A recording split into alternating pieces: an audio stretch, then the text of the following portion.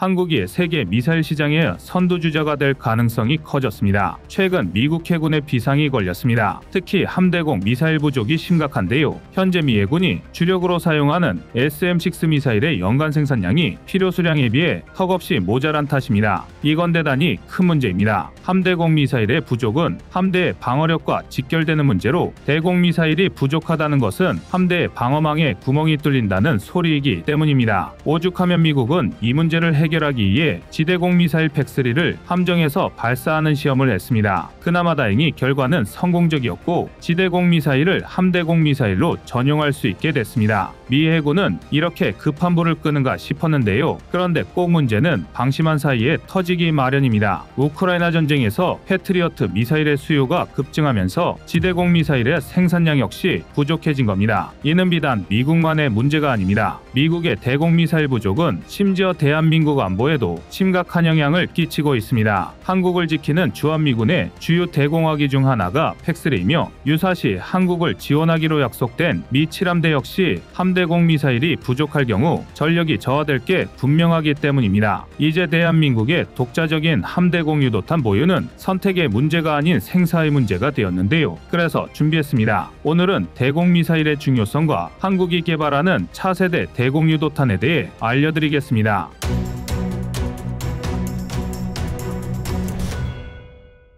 2023년 8월 24일을 기준으로 우크라이나군이 남부 로보티네 방면에서 러시아의 1차 방어선을 돌파했습니다. 수개월에 걸친 혈전 끝에 겨우 탈환에 성공한 것인데요. 미 전쟁연구소 ISW는 이번 공격으로 러시아군의 1차 방어선이 무너졌으며 우크라이나군이 곧 2차 방어선을 공략할 것이라 분석했습니다. 이는 우크라이나군의 입장에서 상당히 고무적인 성과인데요. 로보티네를 점령한 기세를 타고 2차 방어선을 돌파하는 데 성공한다면 러시아군의 핵심 보급 체계인 철로를 우크라이나 포병의 사정권에 두게 되기 때문입니다. 서방제화기로 중무장한 우크라이나 포병이 철로를 사정권에 둔다는 것은 러시아 보급망의 핵심 철도가 사실상 차단된다는 의미인데요. 보급을 끊는 데 성공한다면 우크라이나군이 전선을 돌파해 러시아의 점령지를 양단하는 상황을 만들 수 있습니다. 그래서 요즘 우크라이나군은 막대한 손실에도 불구하고 높은 사기를 유지하고 있죠. 그러나 이렇게 우위를 점하고 있는 우크라이나군의 상황과는 반대로 우크라이나 민간 분야는 여전히 전쟁의 공포에 찌들어 있습니다. 다름 아닌 미사일 공습 때문입니다. 러시아는 폭격기와 이동식 발사대 테를 이용해 중장거리 탄도미사일과 극초음속 미사일 등을 우크라이나 각지에 말 그대로 퍼붓고 있습니다. 한 번 공격할 때마다 적게는 수십 발에서 많게는 100여 발에 달하는 미사일 공격을 감행하고 있는데요. 이 가공할 공세에 전선 후방의 민간 시설들이 막대한 피해를 보고 있습니다. 이를 막기 위해 우크라이나는 서방 각국에 대공 무기를 지원해달라고 요청했고 미국과 서방은 스타스트릭, 스팅어 등의 맨페지를 시작으로 여러 대공 무기를 지원했습니다. 당연히 미국의 첨단 중장거리 미사일인 패트리어트 역시 지원 대상에 포함됐는데요. 지난 5월 29일 젤렌스키 대통령은 패트리어트 미사일이 이미 우크라이나에 배치됐으며 100%에 가까운 격추율을 보인다고 밝혔습니다. 이에 대해 군사 전문가들은 최첨단 지대공 미사일인 팩3가 우크라이나에 넘어간 게 분명하다고 말합니다. 러시아군이 공격에 투입한 첨단 미사일 킨잘과 칼리브르 미사일을 격추할 만한 무기가 팩3뿐이라는 겁니다. 대체 킨잘과 칼리브르 미사일이 뭐라고 이런 이야기까지 나오는 것일까요? 이를 알기 위해서는 두 무기의 스펙과 역할에 대해 살펴봐야 합니다. KH-47M2 킨잘 미사일은 이스칸데르 탄도 미사일을 항공기에 장착할 수 있도록 개량된 미사일입니다. 길이 7.2m, 직경 1200mm, 총중량 4.3톤에 이르는 강력한 미사일인데요. 공중에서 발사되어 최대 마하 10, 그러니까 극초음속으로 비행해 적의 방공망을 무력화시키는 치명적인 무기체계입니다. 심지어 최대 사거리가 1000에서 2000km 사이로 추정되는데 러시아는 이 킨잘 미사일을 이용해 우크라이나 각지의 핵심 시설을 타격해왔습니다. 이게 끝이 아닙니다. 칼리브르 미사일도 문제입니다. 3M54 클럽 미사일을 함대지 사양으로 개조한 칼리브르 미사일은 길이 6.2m, 탄도 중량 400kg, 총중량 1.3톤인 기본형부터 길이 8.9m, 총중량 2.3톤인 개량형까지 있는 직경 533mm급 순항 미사일입니다. 속도는 버전에 따라 마하 0.8인 아음속부터 마하 3인 초음속까지 다양한데요. 이 미사일은 킨잘에 비해 느린 대신 최대 50m까지 정도까지 비행고도를 낮출 수 있어 고성능 레이더와 요격 체계가 아니면 탐지가 어렵습니다. 그런데 문제는 우크라이나가 원래 가지고 있던 지대공 미사일은 S-300분이었다는 것입니다. S-300은 1978년 처음 개발되어 2010년대까지 개량형이 개발된 구소련제 지대공 미사일인데요. 그만큼 구형 무기로 나름 괜찮은 성능을 가졌으나 초음속 순항 미사일인 칼리브르나 극초음속 공중발사 탄도미사일 ALBM인 킨자를 요격하기에는 아무래도 성능상 한계가 분명합니다. 실제로 개전 초까지만 하더라도 러시아의 무차별적인 미사일 공습에 우크라이나의 여러 핵심 시설이 파괴되면서 정전, 화재 등 여러 사건이 일어났습니다. 게다가 이에 따른 민간인 인명피해도 심각한 수준이었는데요. 그러나 지금은 아닙니다. 우크라이나 젤렌스키 대통령이 서방 각지를 돌면서 대공 미사일 지원을 요청한 결과 미국의 패트리어트 미사일, 독일의 아이리스티 SLM 미사일 등 서방제 첨단 대공 미사일의 지원이 이뤄졌기 때문입니다. 이 덕에 우크라이나의 대공세가 시작될 수 있었다 해도 과언이 아닌데요. 그런데 거꾸로 미국에서는 난리가 났습니다. 우크라이나를 지원하다 보니 정작 자신들이 사용할 미사일이 부족해지는 현상이 벌어지고 있기 때문입니다. 이 문제는 한 회사 때문에 발생했는데요. 바로 레이시온 테크놀로지입니다. 지난 6월 21일 RTX로 사명을 변경한 레이시온은 스탠다드 미사일, 통칭 SM 시리즈로 불리는 각종 함대 공유도탄은 물론 여러 무기를 생산하는 미국의 거대 방산 기업입니다. 지난 수십 년간 미국이 사용한 SM2, SM3, SM6 등의 중장거리 함대 공유도탄을 독점적으로 공급해온 굴지의 기업이죠. 이렇게 미국이 함대 공유도탄을 전부 레이시온에 맡겨버리자 세계 각지에 있는 미국의 동맹들도 연합훈련 및 유사시에 미국으로부터 미사일을 공급받기 위해 레이시온제 스탠다드 미사일을 구매했습니다. 여기까지는 지극히 합리적인 결정이었으니 모두가 만족했습니다. 하지만 시간이 지나면서 이야기가 달라졌습니다. 냉전 이후의 세계적인 군축 기조에 따라 덩달아 레이시온의 미사일 생산량도 줄어갔고 이로 인해 미사일 공급에 문제가 생긴 겁니다. 이는 세계 각지에서 발생한 SM2 불량 사건이 잘 보여주는데요. 한국에서도 발생한 불발 사건 때문에 여러 국가가 SM2의 환불 내지는 교환을 요구했으나 레이시온은 이를 거절했습니다. 이미 수익성이 악화하여 한계에 도달했기 때문인데요. 하지만 이런 상황에도 불구하고 미 해군은 차기 함대공 미사일인 SM6를 레이시온이 생산하도록 했습니다. 마땅한 대체제가 없었기 때문인데요. 결과는 참담했습니다. 2009년부터 생산된 SM6 시리즈는 세계 각국의 엄청난 소요에도 불구하고 2022년까지 겨우 500발만 생산되었습니다. 미 해군에 조달해야 할 미사일이 1800발이라는 점을 생각하면 정말 터무니없는 생산량인데요. 이에 대해 RTX 측에서는 이미 연간 125발 수준의 생산력을 확보했고 2026년까지 연간 200발을 생산하겠다고 약속했으나 이는 달리 말해 2020년대 중반까지 미 해군이 필요로 하는 SM6 수량조차 만족하지 못한다는 뜻입니다. 이 때문에 미 해군은 상당히 난처한 처지가 됐습니다. 구형 SM2 미사일은 불량도 불량이거니와 미국의 가상적국인 중국이 보유한 막대한 규모의 대함탄도 미사일에 대한 대응력이 떨어지기 때문입니다. 이는 굉장히 심각한 문제인데요. 가장 큰 문제는 대만입니다. 현재 대만은 중국의 침공 위협에 노출되어 있습니다. 우크라이나 전쟁에서 러시아가 참패를 거듭하며 중국의 침략 위협이 잠시 사그라든 것처럼 보이나 반대로 우크라이나 전쟁을 예견한 미국의 싱크탱크들은 이구동성으로 중국의 대만 침공이 몇 년 남지 않았다고 주장하고 있습니다. 수년 내 동북아 패권을 둔 대전이 벌어진다는 건데요. 실제로 이를 위해 중국은 둥펑 11, 15, 16, 17 등의 탄도미사일 1200여 기와 PLC-191 같은 초대형 방사포 전력을 준비 중입니다. 이를 대만이 단독으로 막는 것은 절대 불가능합니다. 그래서 미 해군과 일본 해군이 전시에 대만의 방공망을 보완해줘야 하는데요. 그런데 그 미사일 공급망에 구멍이 뚫린 겁니다. 이를 극복하기 위해 미국에서는 연간 생산량이 500발이고 앞으로 연 550발까지 늘어날 수 있는 팩3MSE를 함정에서 사용할 수 있도록 개량 중입니다. 미 해군의 수직 발사관인 마크 41에서 발사가 가능하도록 수직 발사관의 인터페이스를 개량하고 이지스함의 레이더와 팩3MSE가 서로 데이터를 주고받을 수 있도록 연동시키는 작업을 수행 중인데요. 사실상 시험 발사만 잘 마무리되면 곧바로 실전 배치가 가능한 수준입니다. 팩3MSE는 패트리어트 지대공 미사일 체계의 끝판왕격인 미사일로 길이 5.2m, 직경 300mm, 무게 315kg에 최대 속도는 마하 5 이상의 극초음속 비행이 가능한 미사일입니다. 사거리는 90km로 SM6에 비해 여러 너머로 뒤처지지만 최대 30km 고도의 탄도미사일까지 요격할 수 있어 급한 대로 미 해군이 쓸 물량을 댈 수는 있습니다. 정확히는 그러리라 판단했는데요. 그런데 우크라이나 전쟁이 터지면서 이야기가 달라졌습니다. 매달 우크라이나에서 수십 발의 패트리어트 미사일이 소모되는 상황에서 팩3MS이라고 재고가 충분하다는 보장이 없는 겁니다. 이건 정말 큰일입니다. 미국이 문제가 아니라 대한민국도 난리가 날 이야기입니다. 우리 해군의 최신의 함정인 정조대왕급 이지스 구축함의 주력 함대공 미사일이 SM-6이기 때문인데요. 미 해군에 납품할 SM-6도 공급하지 못해 쩔쩔매는 RTX가 미사일을 한국에 충분히 납품하는 것이 가능할지 의문입니다. 그렇다면 이대로 SM-6가 생산될 날만 기다리며 쩔쩔매하는 것일까요? 그건 아닙니다. 우리 군은 오래전부터 이런 일이 일어날 것을 예측하고 함대공 유도탄2 사업을 진행 중입니다. 해공 단거리 함대공 미사일 개발로 축적한 노하우를 바탕으로 중장거리 함대공 미사일을 개발하는 건데요. 지금까지는 상당히 순조롭게 개발이 진행되고 있다고 알려져 있습니다. 그러니까 SM-6 공급에 차질이 생기더라도 함대공 유도탄2 사업만 잘 마무리한다면 대한민국까지 미사일 부족으로 고생할 일은 없습니다. 오히려 위기를 기회로 삼을 수도 있는데요. 미국과 직접적으로 동맹을 맺고 마크 41 수직 발사관만 사용하는 주요 열강에는 미사일을 팔지 못하겠지만 해성 유도탄을 구매한 콜롬비아처럼 중견국에 가성비 좋은 고급 무기로 팔려나가려지가 충분합니다. FA-50처럼 틈새 시장을 공략하는 수출효자가 될 수 있는 것이죠. 또 있습니다. 함대공 유도탄은 지극히 방어적인 무기로 대만을 두고 미중일이 격돌할 때 대한민국의 선택지를 넓혀줄 것입니다. 다가올 양안전쟁의 중립을 지키든 미국의 편이 되든 반드시 확보해야 할 필수 무장입니다. 이를 독자적으로 확보했다는 것은 대한민국의 안보 역량이 수직 상승하는 것이나 마찬가지입니다. 이상 꺼리튜브였습니다.